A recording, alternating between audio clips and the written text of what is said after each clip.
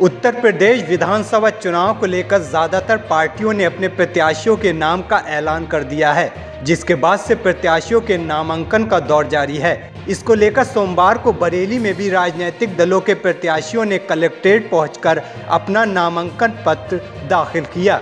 आपको बता दें 21 जनवरी से शुरू हुई नामांकन प्रक्रिया 22 और 23 जनवरी को सार्वजनिक अवकाश होने की वजह से आज दूसरे दिन जारी रही, जिसमें बरेली की अलग अलग विधानसभा क्षेत्रों से भारतीय जनता पार्टी के 4 उम्मीदवारों ने अपने प्रस्तावकों के साथ अपना नामांकन पत्र दाखिल किया।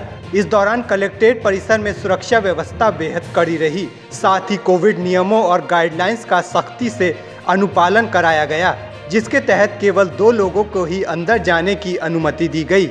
वहीं कलेक्ट्रेट परिसर के बाहर कोविड नियमों की जमकर धज्जियां उड़ाई गईं। साथ ही कलेक्ट्रेट परिसर में नामांकन प्रक्रिया के चलते रूट को डाइवर्ट किया गया था। केवल 2 पहिया वाहनों को ही अंदर जाने की अनुमति दी गई। सोमवार को सबसे पहले भारतीय जनता पार्टी के कैंट विधानसभा प्रत्याशी संजीव अग्रवाल ने मेयर डॉक्टर उमेश गौतम के साथ कलेक्ट्रेट पहुंचकर अपना नामांकन पत्र दाखिल किया। इसके बाद शहर विधानसभा से बीजेपी प्रत्याशी और विधायक डॉक्टर अरुण कुमार, बिथरी विधानसभा क्षेत्र से बीजेपी प्रत्याशी डॉक्टर राघवेंद्र शर्मा, बहेड़ी विधायक और यूपी के राज्य मंत्री छत्रपाल गंगवार ने बतौर बीजेपी प्रत्याशी अपना नामांकन पत्र दाखिल किया। नामांकन के बाद सभी बीजेपी प्रत्याशियों ने अपनी अपनी जीत का दावा किया है। पर्चा दाखिल करने के बाद बीजेपी प्रत्याशियों ने क्या कुछ कहा, आप भी सुनिए। 125 कैंट विधानसभा से भारतीय जनता पार्टी का प्रत्याशी हूँ। भारतीय जनता पार्टी का नेतृत्व हमारे आदरणीय मुख्यमंत्री योगी आदित्यनाथ जी के पूरे उत्तर प्रदेश में विकास की धारा बह रही है। उसमें बरेली में भी संपूर्ण विकास हो रहा है स्मार्ट सिटी में, और हमारे मेयर साहब के उसमें भी यहाँ विकास के लिए लगे हुए हैं।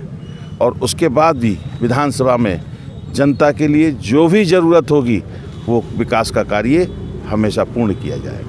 देखिए, हमारा काम है पार्टी की नीतियों को आगे बढ़ाना, और पिछले 5 साल में पार्टी ने हमारे जितने काम किए हैं, श्रीनगर, जम्मू एंड कश्मीर को भारत का अभिन्न अंग बना दिया, अयोध्या के अंदर मंदिर का निर्माण शुरू करा दिया, काशी के अंदर कायाकल्प कर दी, बिजली अब हर जगह मिल रही है, शौचालय हर जगह बनाया, हर घर में बनवा दिया, आयुष्मान कार्ड ज़्यादातर लोगों के बन गए ताकि कोई भी गरीब आदमी अपना इलाज करा सके, गैस हर घर को दे दी गई।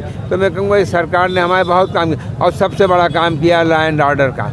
आज कानून व्यवस्था जितनी अच्छी है, इससे पहले उतनी अच्छी नहीं थी। गुंडागर्दी, माफिया राज, रंगदारी वसूलना, ज़मीनों पर कब्जे करना, मर्डर्स, रेप, महिलाओं के साथ अत्याचार, ये सब काम पहले से काफ़ी कम हो गए हैं। और मैं समझता हूँ इस सरकार ने जितने काम कर दिए वो कोई सरकार नहीं कर पाई। इसके साथ ही साथ मैं ये भी कहूँगा, कोरोना काल से अब तक हर गरीब को राशन दिया गया, हर कार्ड होल्डर को राशन दिया गया।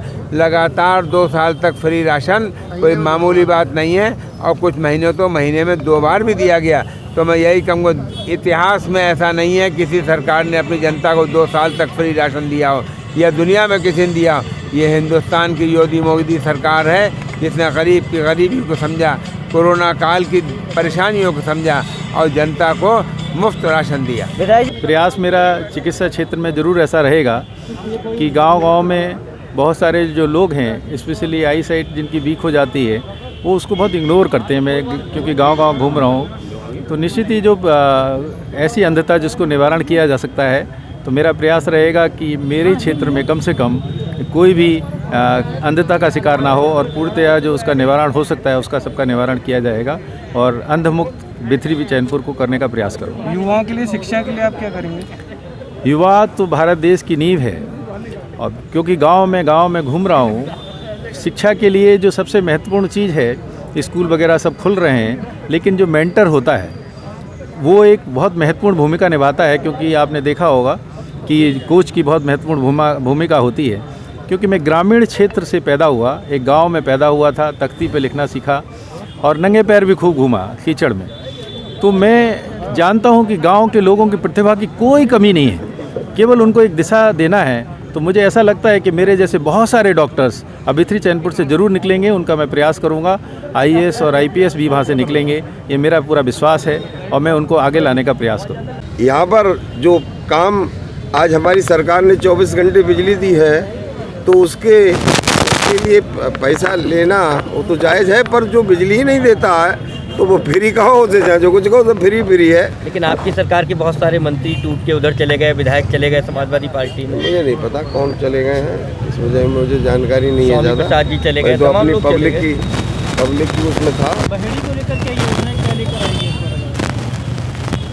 बहेड़ी की योजनाएं, तो एक तो मेरी कताई मिल चलने जा रही, मेरे यहाँ पर मेगा फूड पार्क है, उसका विकास कार्य सब लगभग पूरा हो गया है और वो विकास कार्य के साथ में मिलें स्थापित हो जाएं, कारखाने स्थापित हो जाएं, ये मेरी प्राथमिकता है।